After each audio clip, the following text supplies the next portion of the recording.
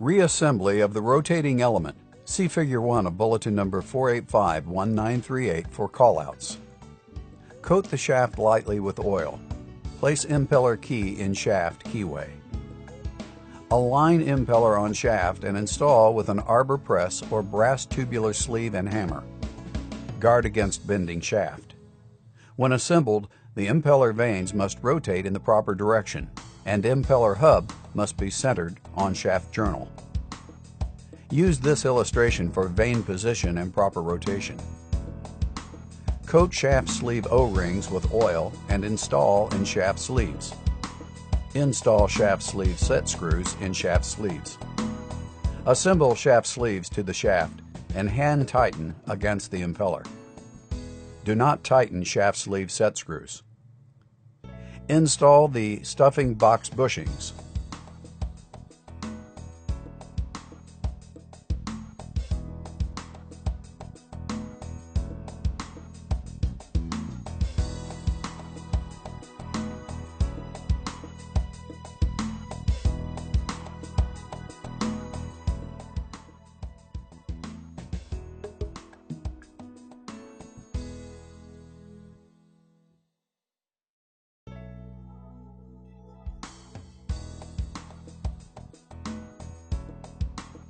Install the mechanical seal.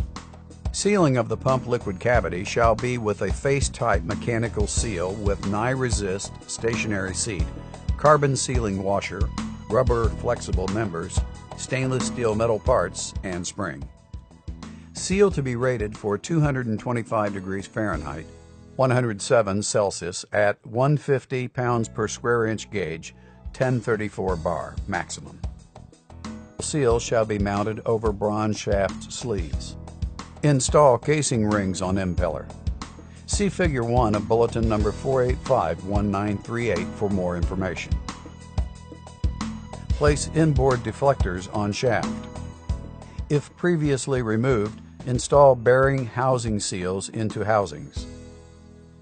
Press housing bearing seal assemblies on shaft to seat bearings against shaft shoulders.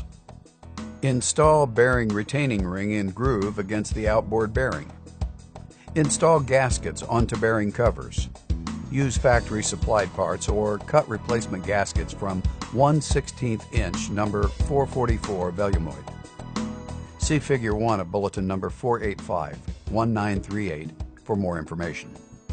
Exception: for all models using 3306 size outboard bearing, gasket is 1/32 inch thick.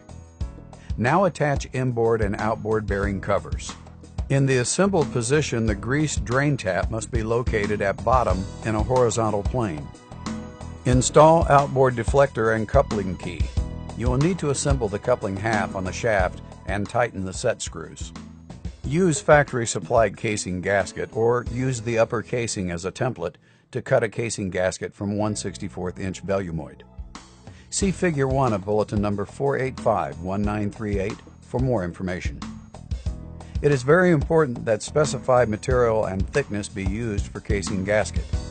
Machined surfaces of both casings must be perfectly clean and free from burrs or nicks. Affix the new casing gasket to lower casing with mixture of graphite and oil.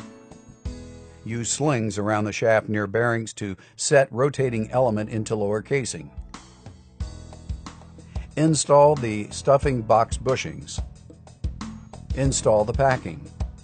The stuffing boxes shall hold a minimum of 5 rings of TFE packing. The bronze gland shall be split in 2 halves to facilitate removal for repacking. Gland bolts shall be of the swing type, made of steel with 18/8 stainless steel nuts.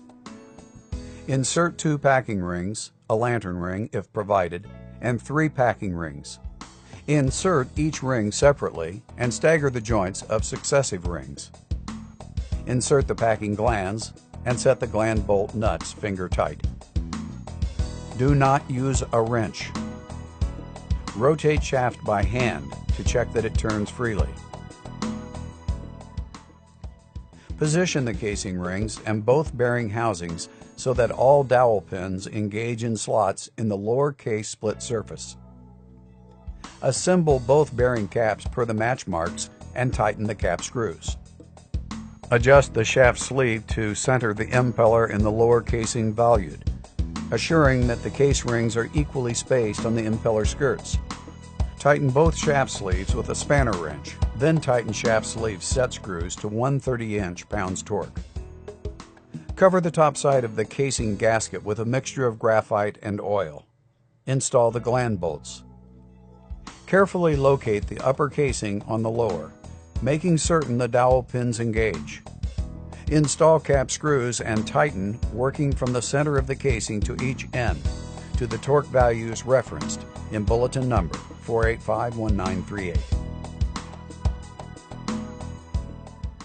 If any cap screws require replacement, use only parts with equal or greater tensile strength. Rotate shaft by hand to check that it turns freely. Push the stuffing box bushings to the rear of the stuffing boxes. Note: alignment must be performed in accordance with the standards of the Hydraulic Institute and the pump installation, operation, and maintenance instructions. Replace all drain plugs if removed during disassembly. Relubricate the bearings. Refer to the lubrication chart in bulletin number 4851938 for the proper amount of grease for ball bearings. Thank you for watching, and we trust that this will provide value for you in the future. If you should have any questions regarding what you have just seen, we encourage you to contact your local Peerless distributor, representative, or regional office. For added assistance, Peerless has Quick Response Centers, QRCs, strategically located throughout North America, and Regional Competency Centers located around the world.